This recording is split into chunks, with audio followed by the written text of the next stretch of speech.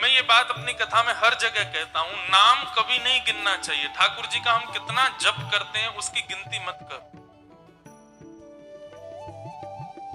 गिनती करनी है तो उनकी करो जिनकी वजह से इस संसार में पुनरपि जननम पुनरपि मरणम पुनरपि जननी जठरे शयनम, ये बार बार जन्म मृत्यु का जो बंधन हमारा बंधा रहता है, जिन पापों की वजह से, जिन हमारे दुष्कर्मों की वजह से, गिनती उनकी करो।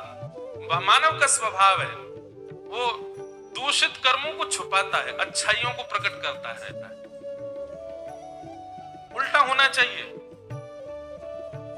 अपने द्वारा किए गए श्रेष्ठ कर्मों को छुपाइए। नाथ द्वार दर्शन करके आए तो तब तक चैन नहीं पड़ेगा जब तक आप 10 लोगों को बता नहीं दो हम नाथ द्वारा गए। वृंदावन गए, वृंदावन में जाकर के संतों को भोजन कराया तो तब तक चैन नहीं पड़ेगा जब तक पूरे व्हाट्सएप के ग्रुप उन सब में भेज नहीं दो। तो वृंदावन में हमने संत सेवा करी। कभी किसी का हृदय दुखा करके व्हाट्सएप पे मैसेज भेजते हो, बोल मैंने इतने लोगों का आज हृदय दुखाया। आज पत्नी को बहुत सुनाई मैंने, वो बेचारी रो रही है, ये किसी को बताते हैं हम नहीं। मैंने पड़ोसी के साथ में दूषित कृत्य किया, उसको उसके साथ गलत किया, उससे ईर्ष्या करी, इन सब का प्रकाश नहीं करते, इन सबको छुपा के रखते हैं। हम प्रकाश करते हैं अपनी योग्यताओं का, कभी नहीं। ये बात हम इसलिए कह रहे हैं, हमसे मिलने भी आते हैं लोग, अब भीड़ इतनी होती है तो एक सेकंड में भी व्यक्ति को यह लगता है कि मैं बता दूं। आप मिलने आते हैं, आपसे ज्यादा उत्सुक मैं होता हूं आपसे मिलने के लिए, लेकिन एक क्षण के समय में भी आप जब ये बता देते हैं, महाराज जी मेरा इतना नाम जप रोज होता है, महाराज जी मैं इतनी घंटे सेवा रोज करता हूं, मुझे रात्रि स्वप्न में ठाकुर जी दिखते हैं। क्यों? एक बात सदैव याद रखिएगा, भक्ति यदि पूर्ण रूपेण आपके चित्त में आएगी तो आप प्रकाश करने से बचोगे, आप उसका प्रकाश नहीं करोगे, उसको गोपनीय रखो। और एक बात कहें, जब आप अपनी प्रेम लक्षणा भक्ति को गोपनीय रखते हैं तो आपके मुख की आकृति प्रकाश करती है, आपको बोलने की आवश्यकता नहीं है। हमारे वृंदावन के संतों को देखो, उनको बोलने की आवश्यकता नहीं, उनका मुखमंडल बता देता है कि कृष्ण प्रेम है चित्त में, इनके चित्त में भजन है, इनके चित्त में नाम विराजमान। भक्तमाल जी में कथा आती है अंतर्निष्ठ राजा की, जो प्रभु के नाम को सदा अपने चित्त में छुपा करके रखता, कभी किसी को यह पता तक नहीं लगने दिया कि वो एक वैष्णव है। एक दिन रात्रि में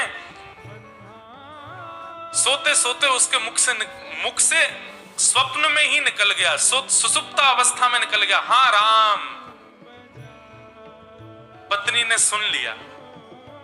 प्रातःकाल जब बेला हुई, पत्नी ने पूरा घर सजाया, ढोल नगाड़े डुमडुमियां बज रही हैं, मंगल बाजे बज रहे हैं। राजा उठ करके आश्चर्यचकित हो गया, इतने मंगल गान क्यों हो रहे हैं? राजा ने जाकर के पत्नी से पूछा, ये सब क्या चल रहा है? बोले कि मुझे तो अब तक लगता था कि आप भक्त हो ही नहीं, पर मुझे अब पता चला आप तो अंतर्निष्ठ भक्त हो, आप तो अपने चित्त में नाम को छुपा करके रखते हैं, कभी प्रकट नहीं। अरे इतने वर्ष ब्याह को हो गए, मुझे आज तक नहीं पता चला कि आप भक्त हो।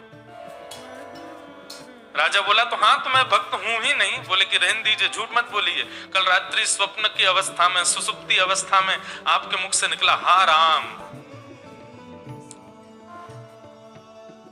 अनकॉन्शियस स्थिति में, बहुत ध्यान से सुनना, आप कैसा बर्ताव करते हो, क्या बोलते हो, वो बताता है कि आप वैष्णव हो कि नहीं।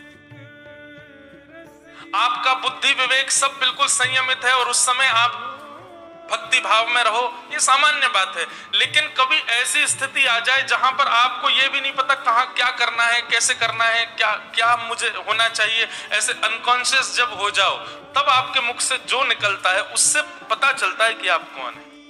अंदर जो है वो वास्तविक तभी निकलता है, और विशेष रूप से निद्रा की अवस्था में।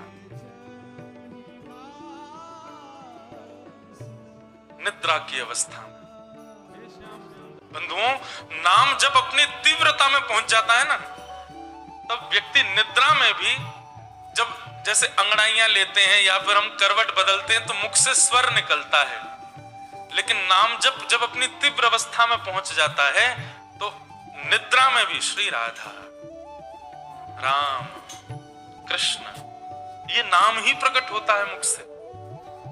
ऐसी स्थिति हो जाती है तन की।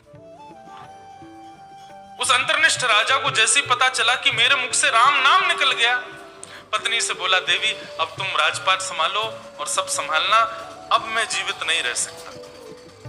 पत्नी बोली, क्यों? बोले, मैंने सदा जिस नाम को छुपा करके चित्त में रखा, अपनी पत्नी तक को नहीं पता चलने दिया, वो नाम जब मेरे मुख से निकल गया, मतलब मेरे तन का त्याग नाम ने कर दिया, अब मैं जीवित कैसे रह सकता हूं? प्राण रूप मान करके मैं नाम को अपने हृदय में छुपा करके रखता था, अब वही निकल गया तो मैं जीवित कैसे रहूं? और ऐसा कहते ही तत्क्षण राजा ने अपने प्राण त्याग दिए। इतना बलवान है नाम। वैष्णव की प्रथम निष्ठा होती है नाम निष्ठा।